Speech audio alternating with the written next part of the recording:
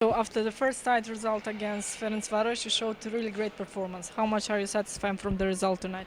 I'm very satisfied, and I think after all that was happened, we race as a team, and we play like a team today. And I think that everyone that's in the field does a very good job.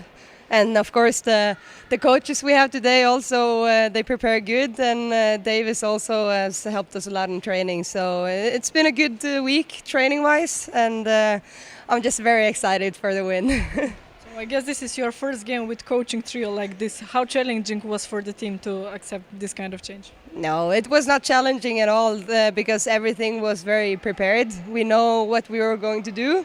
And in halftime they explained everything, and I think it was very good. So we were very good prepared for this game. So now the third game is against Astrakhan in Russia. What can we expect in this match? I think the player from Astrakhan, they are very fast, not so big as Leipzig, and they do the finta a lot.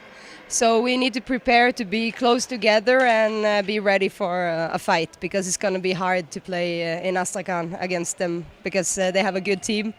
And Postnova's there in front, and I think they are very strong. That would be it. Thank you. Yeah, no problem.